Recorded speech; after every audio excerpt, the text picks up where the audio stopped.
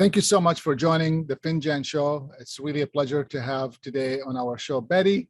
I'm going to have her tell you a little bit about who she is and what she's done before. And I'm going to ask a few questions. As you know, the goal of the show is to break any myths about entrepreneurship, leadership, culture, globalization, and community that we are serving or that we're in. So with that, Bette, thank you for coming. Thank you for having me, Faris. It's a pleasure. Yeah, same here. I'm really looking forward to digging a little bit deeper on some of the conversations we've had before. So maybe you could just tell us initially, like, who's Bette? What did you do before and what are you doing now?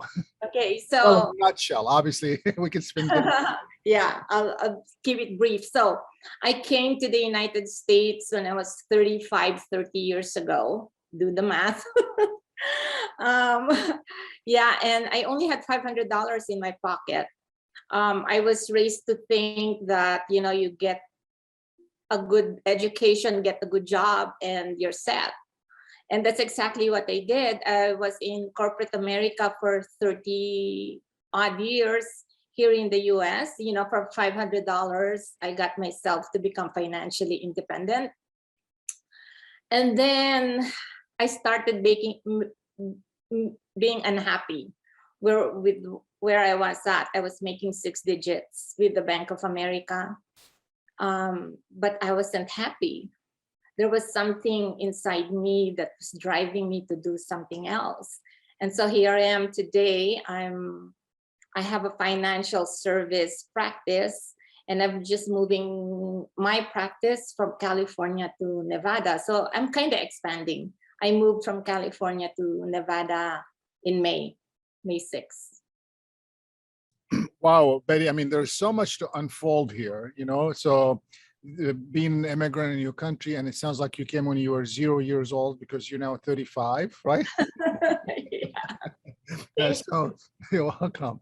And, I'm assuming that you have had lots of challenges through that, but also being in corporate America, I mean, a lot of people dream about having the job that you had, right? Just being able to stabilize in a large corporations. And you, I mean, it sounded like you were doing really some interesting, good work. I'm curious, what, when you say unhappy, what is there one thing specifically that triggered you to think about this? And how long have you been thinking about starting your own, financial, journey per se?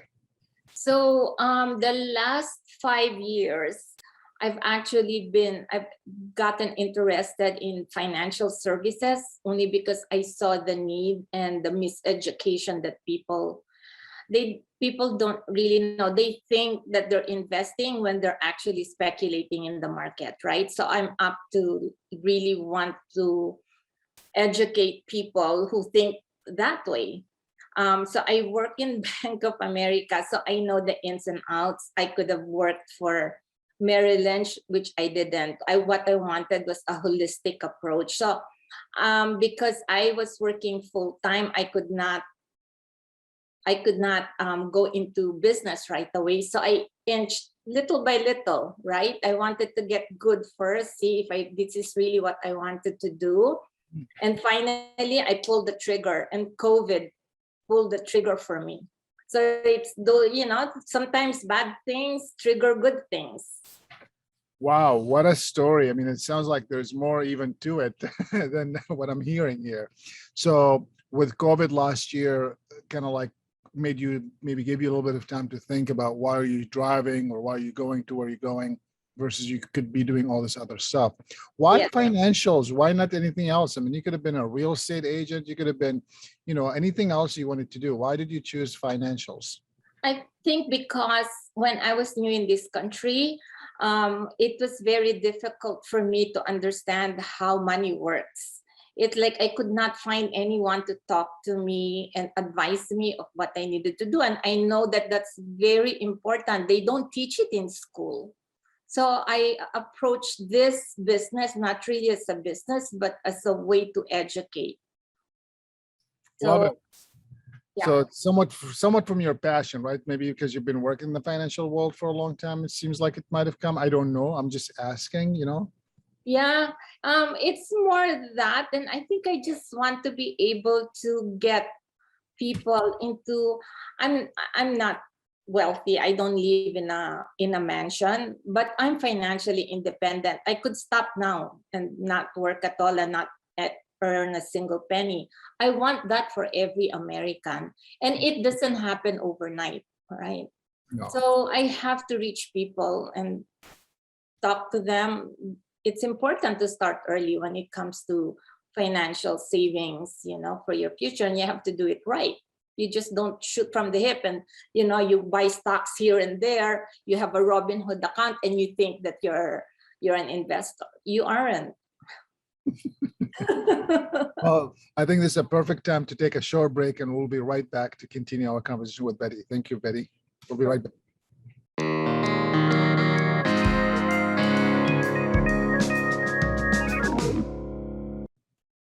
All right.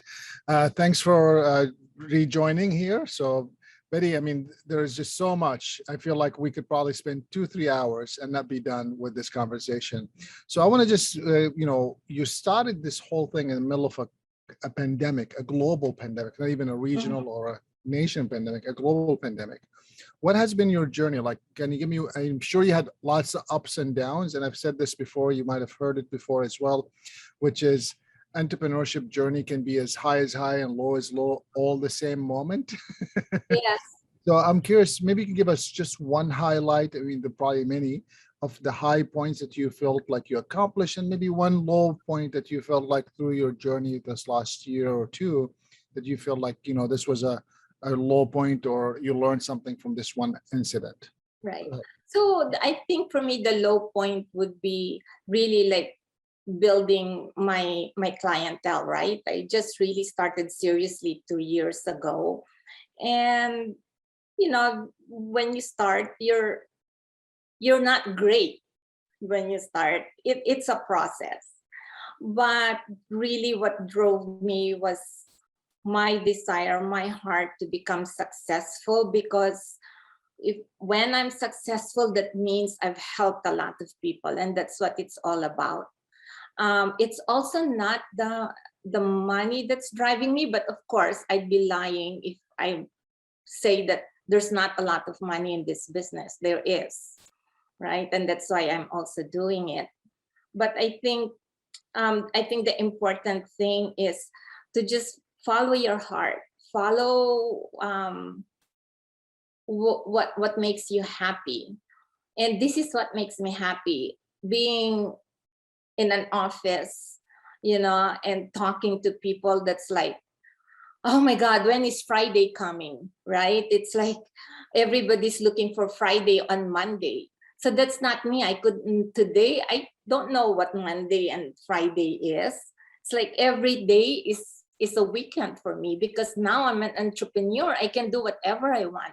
I can go kayaking. I can go, to the gym, to yoga class, whenever I feel like it.